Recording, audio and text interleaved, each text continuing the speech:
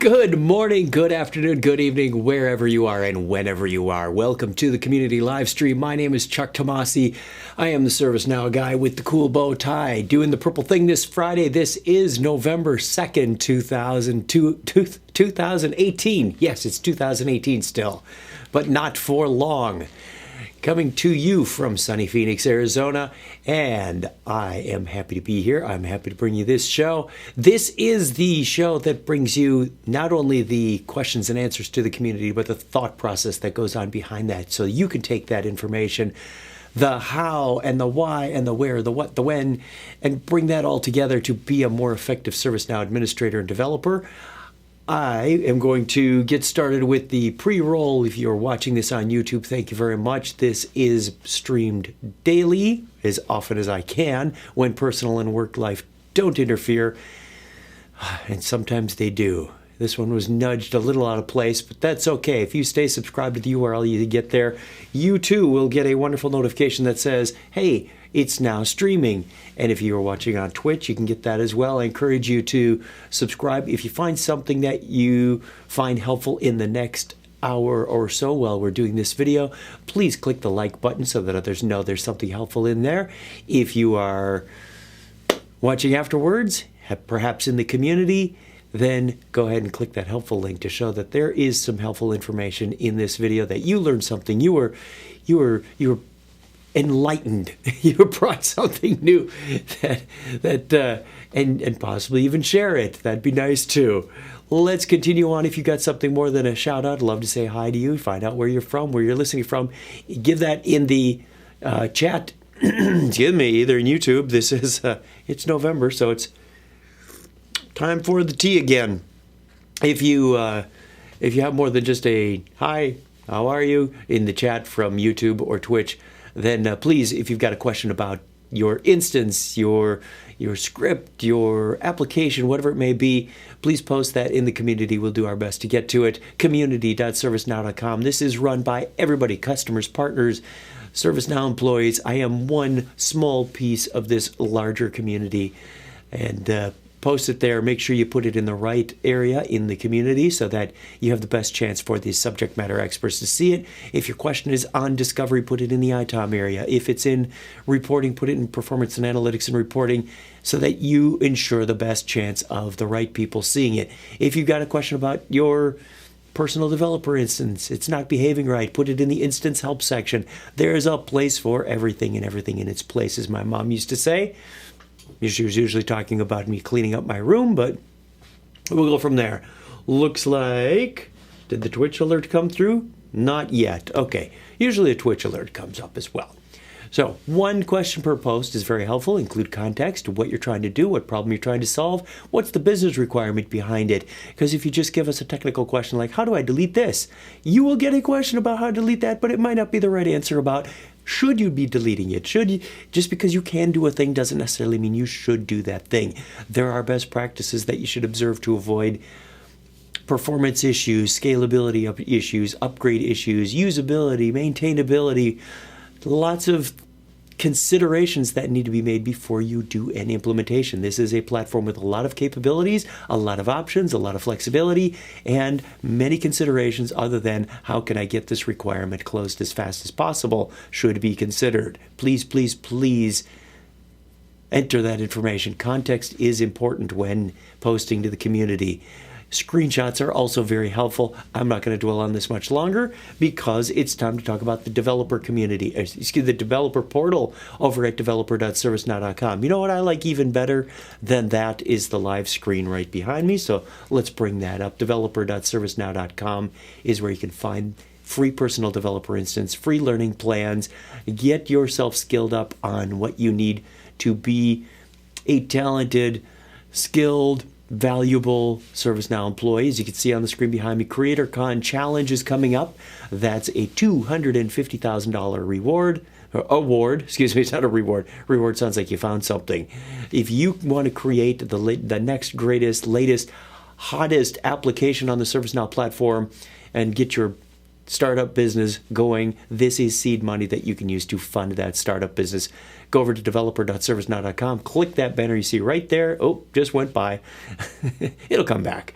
and get started on that. We've got all the scripting APIs on there. We've got lots of blogs and learning information, as well as meetups. And if you can't find a meetup there, go over to meetup.servicenow.com, and you can find those at the link you see right there on the bottom of the screen. There's some coming up next week. There's some coming up the week after. I will be at the one in Washington, D.C. on November 8th.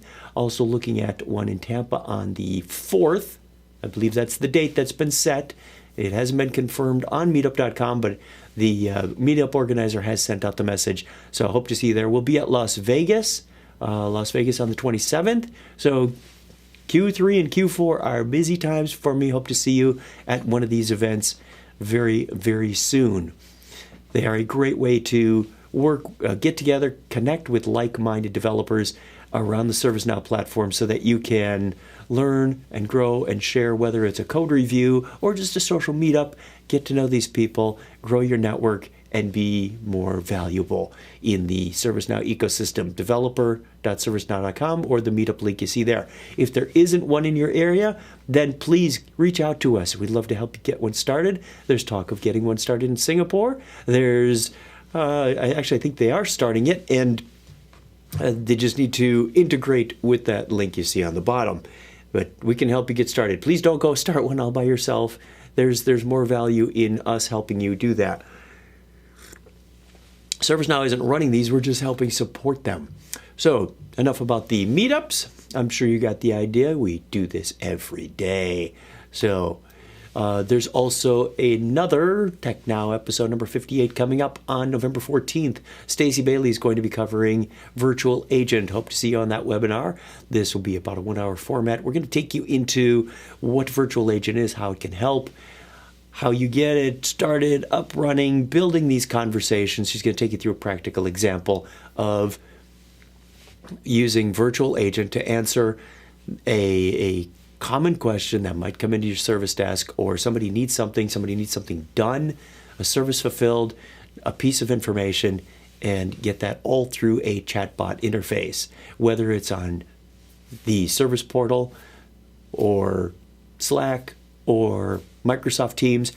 You've got the ability to integrate with that seamlessly, build it once, use it multiple times, and Virtual Agent is really, really powerful stuff. When you see what you can do with this chatbot to take action, make decisions, get resolution, I think the tagline now is go from conversation to resolution very, very quickly. So sign up at the link you see there on the bottom, bit.ly TN58Reg, and we look forward to seeing you there on the 14th. It's also not too early to start thinking about Knowledge 19, May 5th through 9th in Las Vegas. We'll see you there. Oh, also forgot to mention that I will be at AWS reInvent. If you happen to be there in Las Vegas later this month, I believe it's the 26th through the 29th of November. So if you happen to be there, very, very large Amazon Expo. But enough about them. This is about us. Networking opportunities at Knowledge. A chance to hook up with partners, vendors, see your favorite ServiceNow people. John Donahoe will be on stage for the keynote. Who knows? Maybe Fred Luddy will be there again for the CreatorCon Challenge, and we'll see him. You can also get hands-on labs, lots of learning experience. CreatorCon, there's the Hack Zone where we will have LiquorBot. Imagine the possibilities of what you can do with ServiceNow in your organization. I am putting the pieces together now for another Hack Zone exhibit, to which I fully expect everyone to participate who attends. I'm just going to leave it at that. I'll give you more information as it develops. There's going to be lots and lots of great information. Talk to your boss, get it in the budget so that you can attend Knowledge 19 in May. Let me make sure I get that month again. May 5th through 9th in Las Vegas. Thank you. The GitHub repo that you see posted there is in case we write any script today. I will be sure to post it into a folder that you see there. Shout out to Jorn Lundquist for using me as a guinea pig example on his latest video about doing search sources. Go over to his page on YouTube or LinkedIn. He posted a blog post that he got there. He was doing his micro cert on Service Portal and said, you know what, search sources, I haven't done that. So he made a search source that would tap into this URL, and find code examples from the GitHub repo. It's kind of fun watching that. So thank you very much for the shout out on that. Thank you for watching. If you're just joining us, this is the community live stream. I'm going to jump into the community where I have right behind me, totally unscripted. We'll see what we can find. Do a quick screen refresh there. And I am going to start out by looking for any new or unreplied conversations, things I can jump on and help.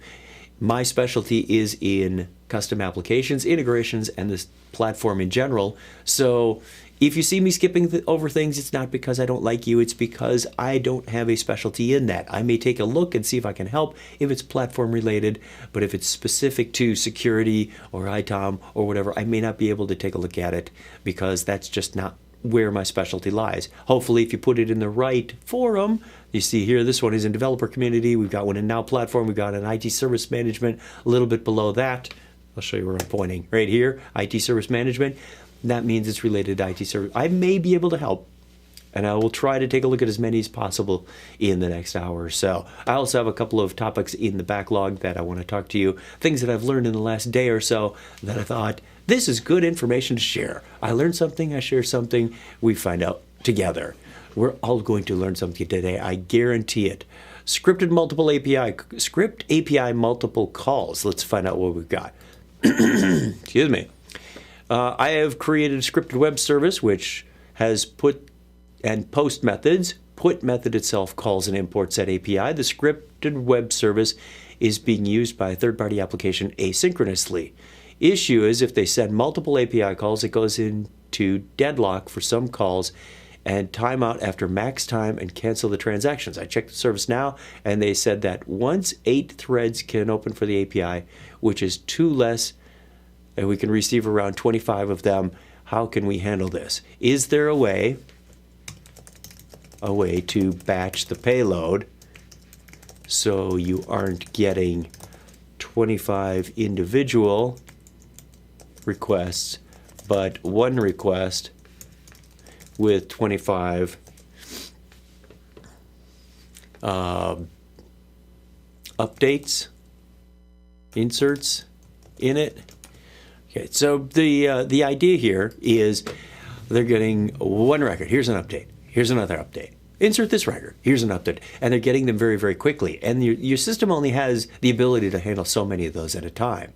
And I think 8 is coming from the number of threads that we've got available to process those. And after 8, it's just going to go, I don't know I can't handle this right now. It's coming in too fast. So rather than saying individual, hello, how are you? Here's some update. Hello, how are you? Here's some update. Do that once and then put the payload inside each one of those. I don't know. It depends on the third-party software that can talk to ServiceNow. If you can configure it to do that way, do it in batch, say every 60 seconds rather than one every second for 60 seconds. Put one a minute with 60 requests inside it and say, this is the update. I know Todoist does something similar to that now in their sync API, where instead of sending an individual REST API, I could do a sync and say, here's everything I want to do in this request. One endpoint, one set of credentials, one request, go do it. And that will take care of it.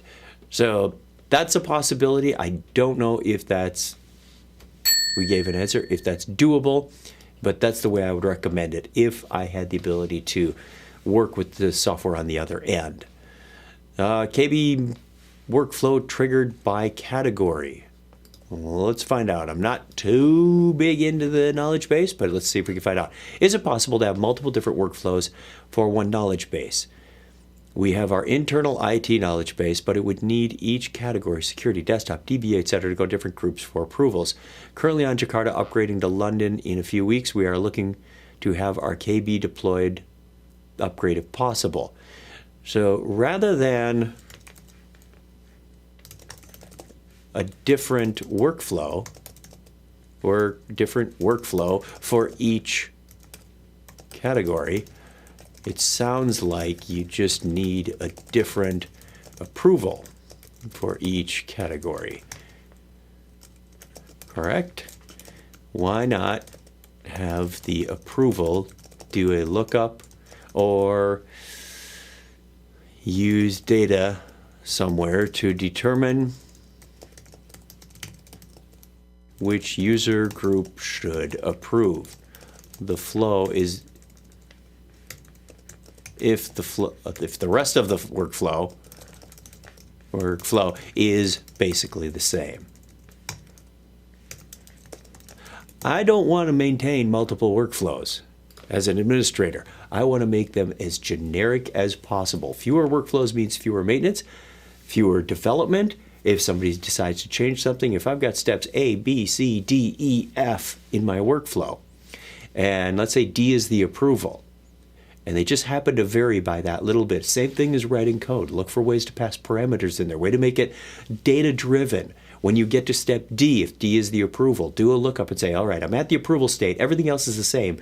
Let's find a way to look up in a table, look up in a data lookup definition. Somewhere there's got to be information about who should do the approval at this point. Don't make a workflow for approval group A and then the exact same workflow for work group approval B, and or one should be using different designators here. If the steps in the workflow were A, B, C, D, E, F, you get the idea. Group 1, Group 2, Group 3, Group 4. I don't want 4 different workflows. If they happen to have 4 different categories, I want to have one workflow, 4 different categories, and then do a lookup and say, for category A, I'm going to get an approval from this group.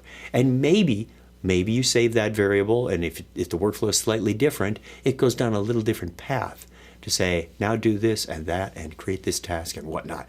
So try to make it in one workflow, unless there gets to be a point where these things are so radically different in process and steps that it just becomes an abomination to try and get that all in one workflow, that it's difficult to create, difficult to manage. Then it might make sense to break it out. Paul says, Guten Morgen.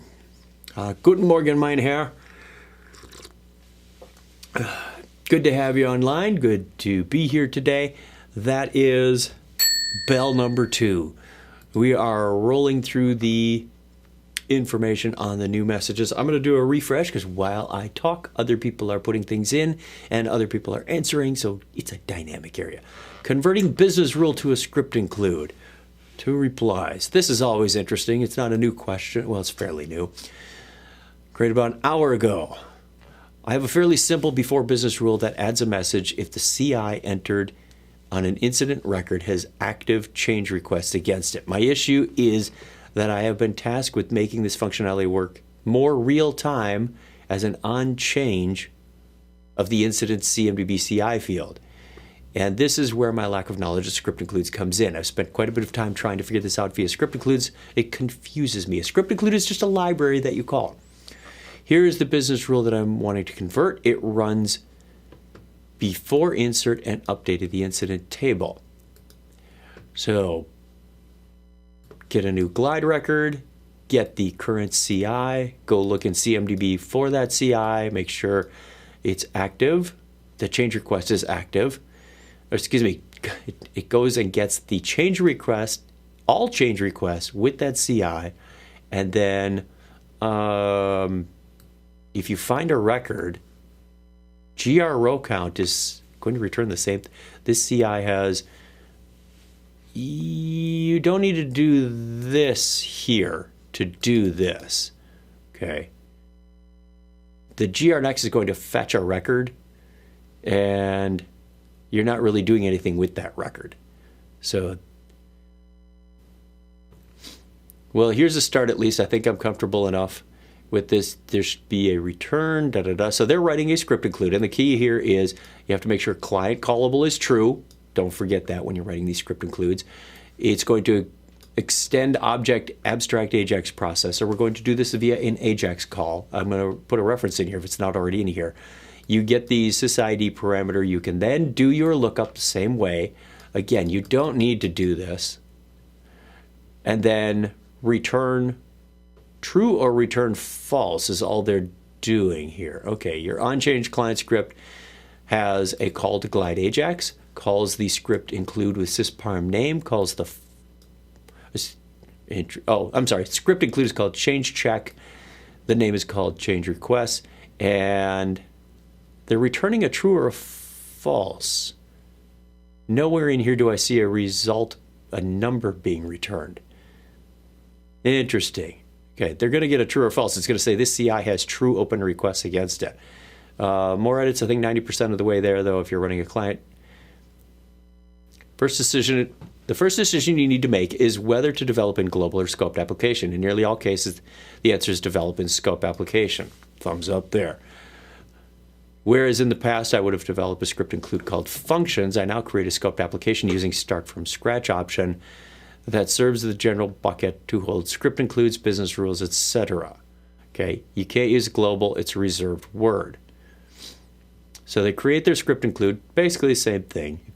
This is helpful to answer that. Wow, we don't need this anymore. Okay, people get it in the community. All right, were there any replies to this? It was just the 2 replies. Were there any replies to the replies? No. Okay. First question is, they need it more in real time? Okay. You're going to want to use a glide Ajax call. I know this is a bit redundant to what other people said. To use a glide Ajax call from an on-change client script.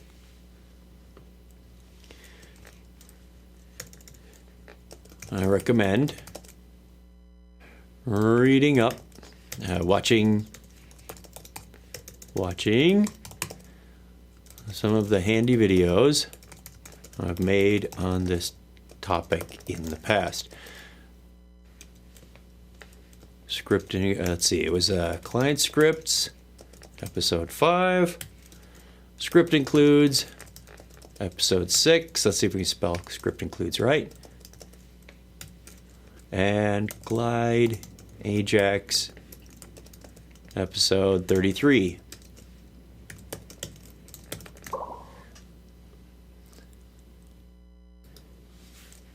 From this list. There we are. You will get it. If you watch those and pay attention and do some of the examples, you will definitely get it. Okay. As noted, Glide Ajax is an easy way to do this with the standard forms and lists. So there we are. Help somebody down the road. Fixing the invalid table / task is global error. Blog entry from Josh Narius. This was posted a while ago, I can tell, because it's got 2,500 views. I am not familiar with this article. Let's scan a little bit about it. This was posted a couple of years ago. One of the things Dave Slusher and I do every day is read and respond to your feedback and submit on developer.servicenow.com. Got to get that. We recently noticed a number of developers have been running into an odd dictionary issue. This issue could occur in any app, but I'll focus on fixing it in marketing of its application as part of the Building Sample ServiceNow application course. The problem applies to Helsinki. If we create a table that extends task, change our minds and delete the table we just created, change our minds again and create the table with the same name. I have seen this before. I don't know if it still applies or not. Okay, you get this crazy table that says you can't do that, and the label is task, and it's really hard to change that again. Error, invalid table selected module record, task isn't global. Okay, but there's a workaround. If you haven't already deleted the bad table, create a new table with exactly the same name, but do not extend task. Delete the table you just created. That's a crazy workaround. 21 comments, and I always wonder about this. Why don't I see these 21 comments? It allows me to make a new comment, but it doesn't actually comment anything for me. Something about our blogs. I think we might still have a community bug in here somewhere. How to get 2 dates difference. This, I expect, has already been answered. We are doing this again with a Glide Ajax. We've got a start date and end date. Going to be using the end date as a new glide date time end. What are we seeing here? I want to display 2 dates difference excludes weekends and holidays. So they're going to get into the schedules. This has been done before. I recommend reaching out and searching the community before you post a question, because this has, I'm certain this has been done before. And I thought John Anderson, somebody wrote some date utils. I'm going to check on the developer. There is a share portal, And I thought there were some date utilities in here. Yeah. Back to the home page. Share, home. There we go. Date difference. Nothing. Date utilities. Aha. Parse date. Parse date is an updated set that includes a single call parse date. Nope, not there yet. Email, nope. It might have been on the community itself. Let me do a quick search here and say date utilities. So I thought he had a whole bunch of these already defined. And it might even be a blog. Use utilities in scoped applications, date and time fields on the apps and clients. John Seymour, 5 comments, last updated about a year ago. That might be it. Guide, writing winning proposals, starting performance analytics. There's something in here. I know I've seen it before. This may have been it. It had a whole bunch of code snippets in it. Maybe it was John Seymour. No, I don't think this is what I was looking for. How to initialize glide date time with the display values.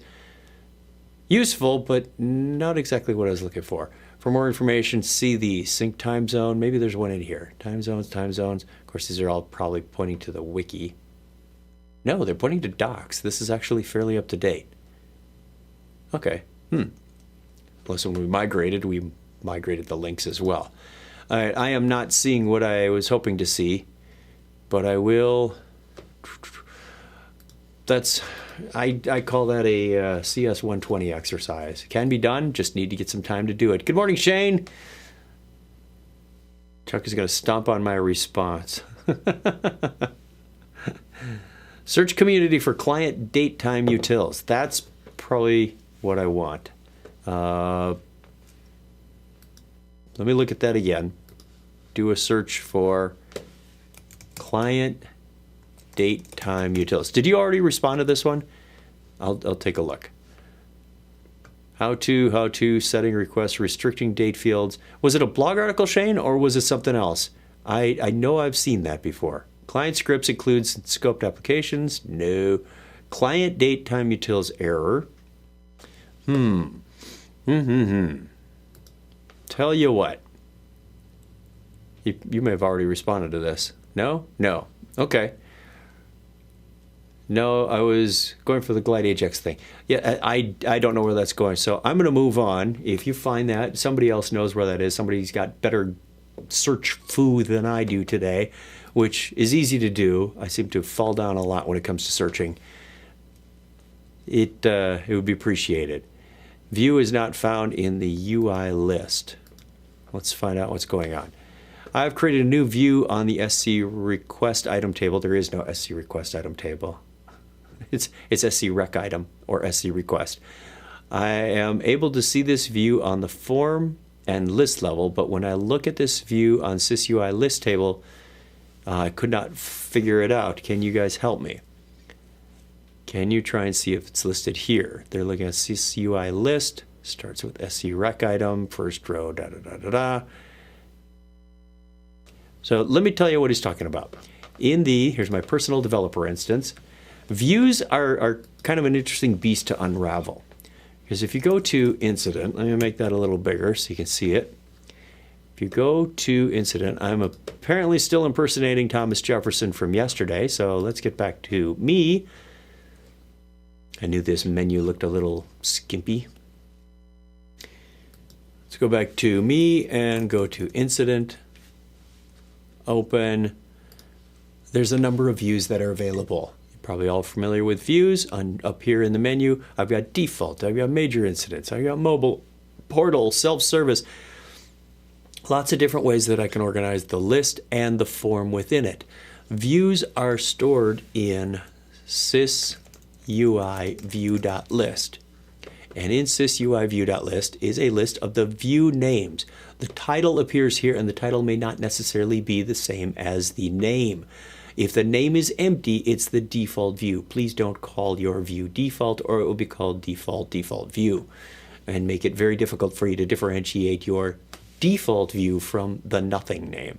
Other interesting thing that I thought was you might want to be aware of, and this is just for my own edification, the sysid on the default view, get a load of this. I think I've mentioned this before, but if you haven't watched this video, it's just one of those interesting bits of trivia. Bring up my code editor so I have someplace to paste this. New, paste. That's the sysid of the default view. It's actually called default view, not a 32-bit hex number. Don't ask me why. I don't know. There's probably an interesting story in there somewhere. Anyway, the name of the default view, for example, if I was looking for the self-service view, is called ESS.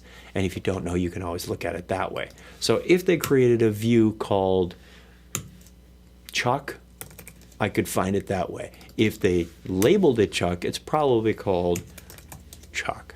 Okay, so that's where views are. But views aren't the end of that story. Underneath views, let's go back to ESS for a second. It keeps track of every table that uses that view in a related list.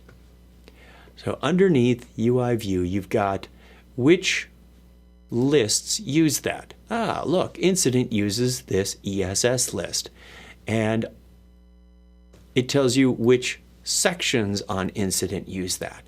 So there's a sysui section table underneath that. There's a sysui, let's see if I can remember the name of the table. If not, you hover over it, sysui list.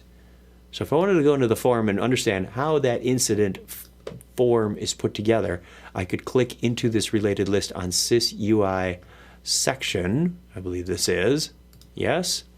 Let's copy the URL for a second. Yes, the table is right here. Sysui section is the name of the table that I'm looking at right now. And it says, I want you to use this view on this table. So there's a related list. It's not just a one-to-one of here's the view, here's the table. It's a related list of things. Then you get into the section elements. So each section, let me look at something that's a little more complex. And I don't know if I have one on here that I can really show. Probably the self-service is not the best example. There are multiple sections on the default view for incident as well. So back to the list. I picked a bad example. The default view has no label. And under here are all the tables that use this on a form. So I say, I want to know what the default looks like for the incident table. Got to spell it right. Aha! There are 4 form sections on this view. That makes sense because if you look at it, I'm going to bring up an incognito window just so I don't mess with the one that I've got. I want to do a comparison for you here. So let me log into this real quick.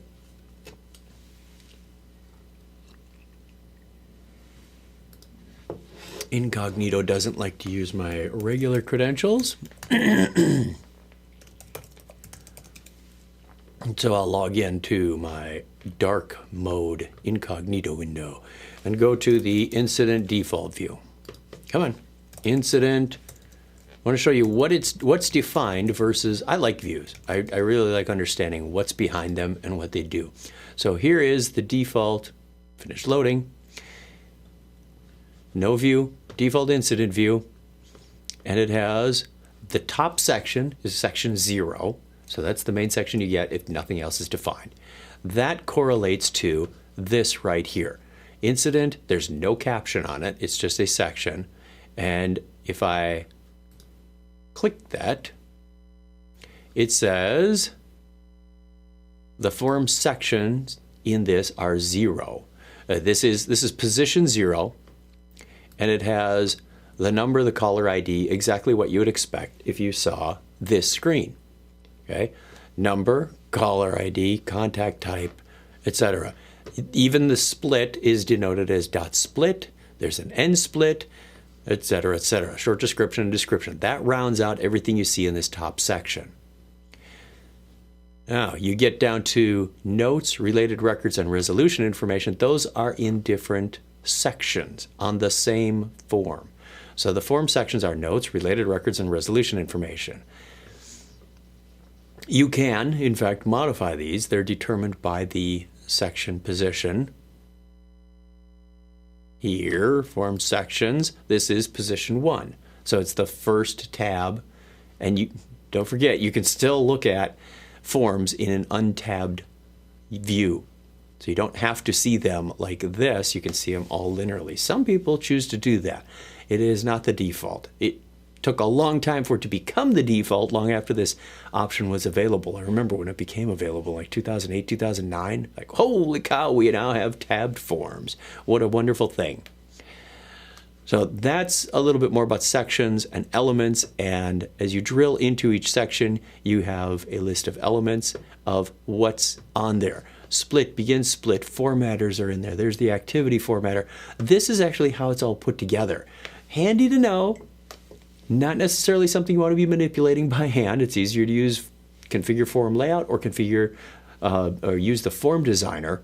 But this is the end result of what those are doing. It's sysui view, sysui section, sysui section element, I think it is. Sysui element. There are some other tables involved, but I'm not going to get into that. Suffice it, this is the main section where these are. If your form gets totally bonked up, it's handy to know about these tables, and you can always try and sort them out later. Shane says it's a post from about 8 years ago. Yeah, I know it's a very old post. That's why I was thinking John Anderson may have done it, talking about the date time thing. But now we have a couple replies. I'm trying to figure out my newly created view is in the list, but I couldn't figure it out. Okay. Take a look at the sysui list. Sysui view table for the view name. Open up the record for your new view. Then look at the related list of, is it the forms that are using that? The sections? No, I can't remember. This was in the deleted, the form sections. Forms should also say in here, incident. And I believe this starts drilling into the other tables, sysui form, instead of sysui section. Okay. Forms to see if your table, SC rec item, is in there. Example shown here from the default view on incident. View from incident. All right, let's get a picture.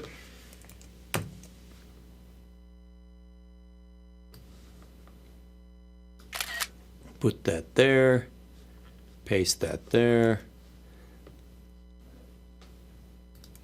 What do you mean by cannot figure out your newly created view? Yeah, there seems to be a issue with the communication. Sometimes that happens, just like email. Let's ring that bell. I do have a couple things that I want to cover for you today before we go. There was a question about removing unused attachments, and there was clarification on this. This is a thread from a couple of days ago. They said, hey, you know what? Let me close this window so I don't get confused, even more than I already am.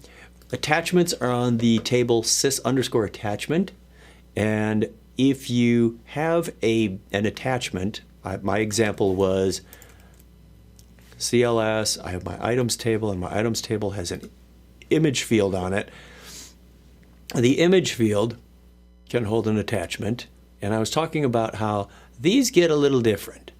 I need a quick image here. Where is it? Sure, we'll do this cropped image. And this holds the image. It's kind of funny, upload document. I attached an image of an image field to an image field, or attachment field. If I do that and go back to the attachments, I have my image field with this attachment. And I noted that image fields have the ZZ_YY prefix. That's not what he was talking about. I was barking up the wrong tree on that one, because when I went back to that item record and deleted that image attachment, it also deleted the attachment from here. What this particular person was talking about is if I have attachments either here, let's put there was a workflow image in here, I thought. Other image, that'll work. A database view. Hopefully this isn't too large of an image.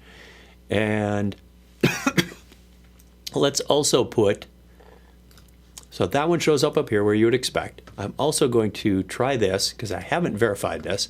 We'll go back and attach that crop JPEG again. And then he said, if I delete this record, okay, which I don't recommend in too many cases, but you may have temporary records, and go back to the attachments, I still have this available, and I believe the other one's still there as well. Nope.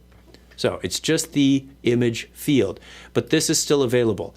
What you can do to clean that up, see if I can get this code written in time. Okay, var table name equals your table name here. Okay, put in the table name. Var attachment table equals sys attachment. I like to define these at the top now, so in case something ever changes, I can always update them. Then we can go through and look for any record that has a sys ID. So this field is table name, this field is table sys ID. I can bring that up, sys attachment dot form. If I capitalize, it comes up in a new tab. Oh, it doesn't let me do that. Interesting. I'll bet it probably does the same thing if I do sys attachment. Sys attachment table is an interesting beast. I thought you could do as well. And I wanted to see the fields, but there's another way I can do this. Let's go back here and say configure dictionary, because I want to know the actual underlying field names. They are,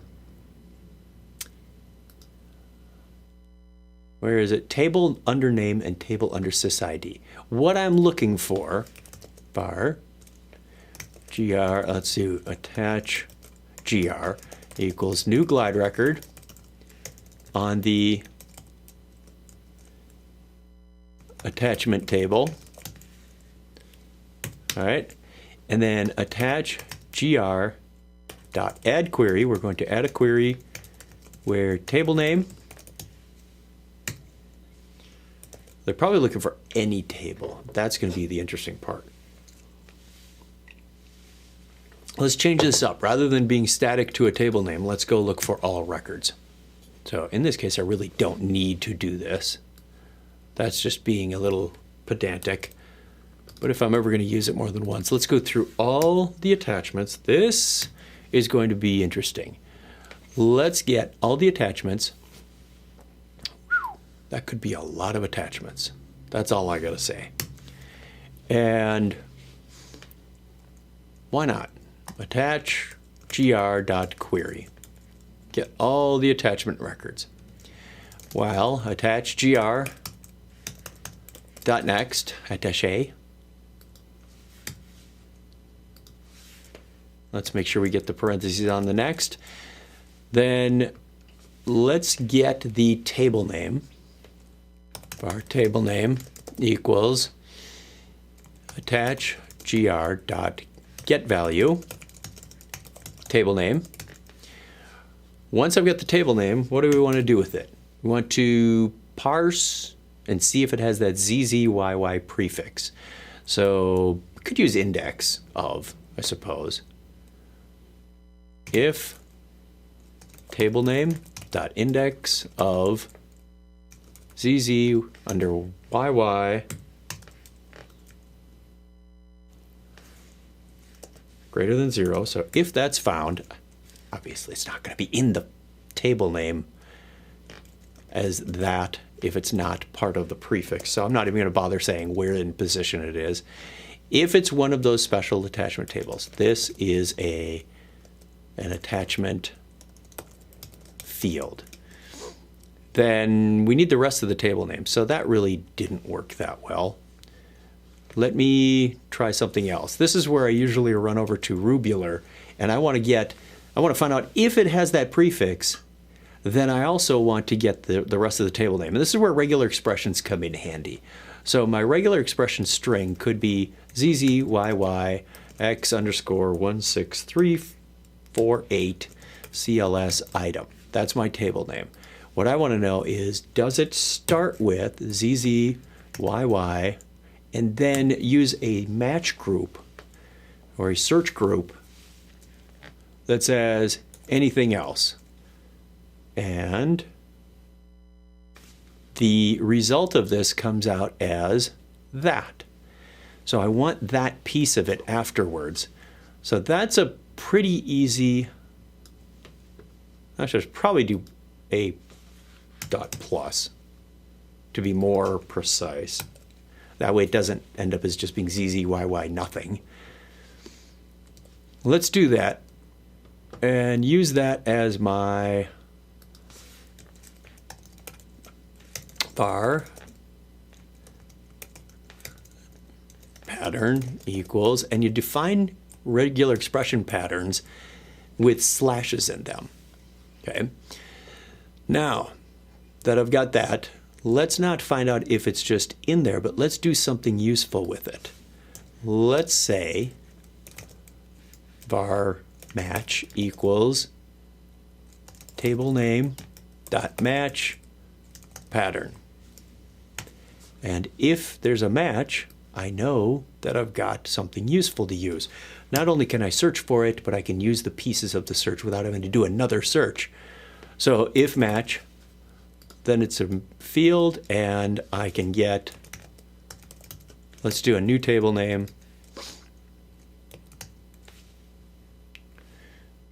Stop scrolling on me, mouse. Let's do another table name.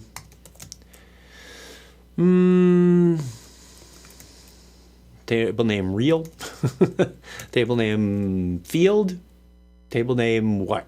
Table name thing. I don't know. 2. Whatever. 1 is match sub 0. Let's just make sure that we have something good in here. Table name 1. We'll do a GS info. Table name. I don't have a lot of data in here, so it should be easy to figure out. Table name 1, I'm typing, equals table name 1. Okay. Otherwise, if it didn't match, then it's going to be just a standard table. Else, this is a standard table name. Thanks for that, whatever that was. Autocomplete jumping in my face. gs.info, table name, spell equals table name. Making this up as we go. It's Friday, right? So we're going to have live coding happy hour. This will be very much like live coding happy hour. Back to my instance, go to scripts background, search for them, and I get run, syntax error in line 8. Line 8 says, if match. Okay, so match didn't work on some of these. Right. That's because there's a syntax error. I had 2 parentheses left over from the last script. Go back, try it again. The more mistakes you make, the faster you find them. Run, and it says, pat is not defined. Did I not define pat? Oh, geez, I can't even spell pattern or pat. Fine. There we go. Let's get all the dirty little problems out of the way. Now let's run it. There we go. Okay, so table name equals db image. No, this is not correct. Sysproduct help. Maybe it is. db image menu item. Let's see if we have, that's a lot of attachment fields. ZZYY core company. This kind of makes sense. Let's find the one that has CLS item. There it is, 66238. Let's find one that has sysuser. Okay, ZZYY6user has an image field on it, and then incident has some regular old attachments. So most of these are correct. So we know we're down the right table. Now we need to find out if those records actually exist. Ooh, here's the fun part. Okay, so whether or not you get the table name correct, you know what? We could actually just redefine this because we're just going to use it right after this if statement. The only part of that if statement that I really cared about was getting the table name set. So this one is going to reset the table name, and the other one is not.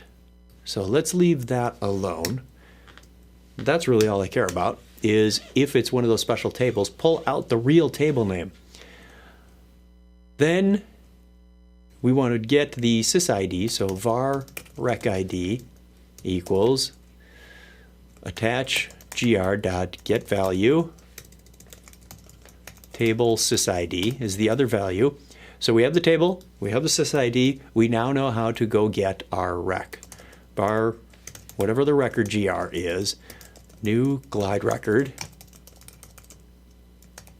table name. We're going to try and read that record. If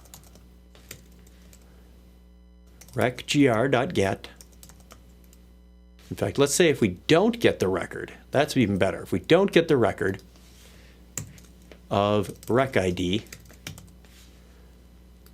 then we can just simply print out gsinfo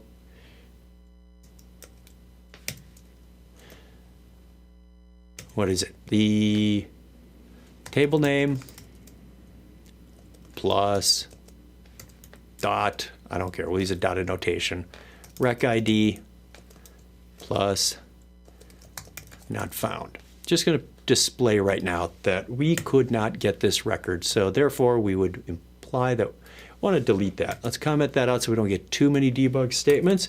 Grab that, paste that in there. Hopefully we don't have any more syntax errors, and we do. Invalid table name zzybydb image. I thought I already replied to that and fixed it. Table name is reset. It's not liking my table name logic. It got the pattern. It didn't extract the table name. Maybe it's match 1.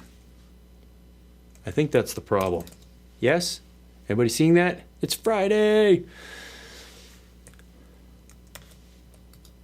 Paste. Come on. Highlight, paste. It's now match 1. And there we go. So there are a few apparent table.this not found. There we go. So we could go and delete that attachment. But we don't want to delete recgr. We want to delete attach.gr. So this is very, very touchy. I'm going to leave it commented out. Attach.gr.delete record. That's all we would need to uncomment to make this thing work. Coolness. We could log it and say, you don't have a file. Let's save that off to our GitHub folder. Told you we'd be writing some code today. That didn't take too long. Longer than I hoped. Mainly around syntax errors. 2018 1102. We will call this clean attachments.js. If you're looking for it in the GitHub repo, I should have a little subtitle that brings that up. Here, why don't we do this just in case?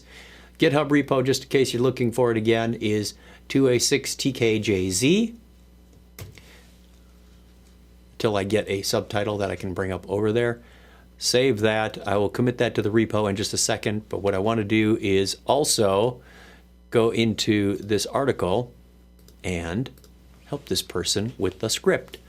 Okay? You could write a scheduled job that looks something like this. So the clarification that I thought was, hey, I'm not using this delete image. I'm using the delete record up here, and the image is sticking around. Okay. Well, the delete UI action on the record cleans up regular attachments shown at the top of the record. The record, you are correct in your assessment that it does not clean up image fields and attachment fields. Darn. Okay. You could use a schedule job that looks like this. Be sure to uncomment the delete record statement. Code editor, paste, JavaScript, done. Make it smaller so I can get the OK button. I wish that was just like 2 lines smaller. It would work much better for this show. But I'm sure the software developers are not writing code for this show. Paste that, and away we go. So now you have a copy of that if you want that as well. The other couple of things I want to talk about was adding users to the visual task board. Again, a thread from earlier this week. Somebody said, hey, when we modify the users that are available to access this visual task board, are we able to modify the filter that's shown there? And I think there's a picture in here somewhere. No, I didn't see it. But the answer is, actually I can show you real quick. Let's go back to the incident table, my favorite, since this is a thread that I don't want to have to make you watch 2 days worth of videos to figure out where I was going. If I create a visual task board, very easy way to do the Kanban style organization of your records. For example, here it's by state, and if I drag them from one lane to the other, it get in the state. When I want to add members, this list has a hard-coded filter of active equals true. It will not show inactive users. So if you uncheck the active flag on somebody's user profile, they're no longer in this list. That is, according to the developer, that is hard-coded into the Angular directive that displays this list. And I said, in the blog, not in the community post, sorry, that is the way it is today. I also suggested back to the developer, maybe there's a way we can use this via property, via some script include injection, that the Angular directive goes and checks what that is before it does it, so that we have some control over which VTB does what. Somewhere there's got to be a data lookup to make this thing more flexible. I also posted back to the article and said, you know what? You may just want to submit an enhancement request. Our product managers do listen. So I agree, this needs to be a little more flexible than it is. Hard coding it that way seems a little bit draconian to me. It probably made sense to somebody at some point. I also noticed yesterday, this is 2 Thursdays in a row. I don't know what it is about Thursday in YouTube. I'm going to get through this one as quickly as possible. I swear, one of these days I am going to talk about these things down here, or many of them. The 2 Thursdays in a row, I have had my live stream on Thursday morning. I conclude the broadcast at about 7 a.m. my time, and then sometime between 8 and 8:30, it takes about an hour, hour and a half to process the video, and then I go through to my post-production. Put the picture on it, get the descriptions, all that good stuff. For whatever reason, 2 Thursdays in a row, this has taken an enormously long amount of time. We're talking 12, 18, 24 hours later. Last week, it showed up Friday afternoon. This time, it got done processing just after midnight on Friday morning. It was ridiculously long. And I said, I can't wait that long. I want to get started doing my work. However, when YouTube is done processing, I get an alert via a webhook. It goes into my application and creates an episode record. I have an incoming scripted REST API that addresses this. It's listening for that webhook. So I set up the webhook via IFTTT, or some people say IFT. I don't like that because it sounds too close to something else.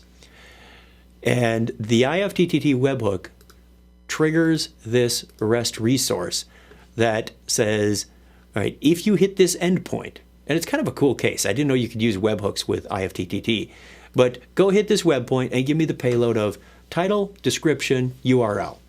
I'll figure out the rest. And then it creates a record in this episode table like this.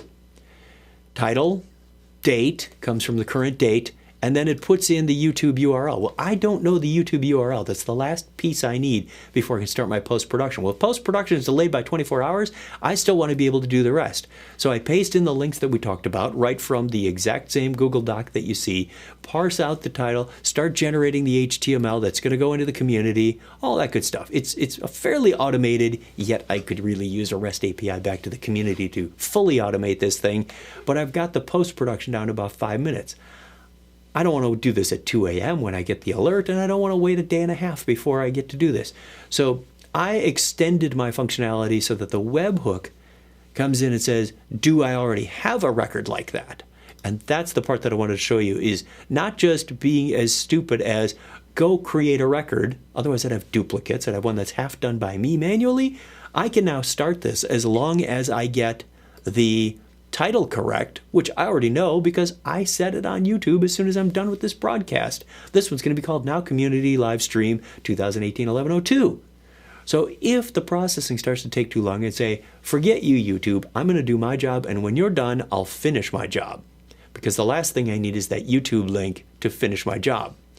So the script became very easy. The same part, the same beginning, go get the bits and pieces out of the payload, which is request.body.data.title. I do a URL decode so that weird symbols become normal and they don't mess things up. I also do a gs.url decode on the description in case there's quote marks, whatever is in there.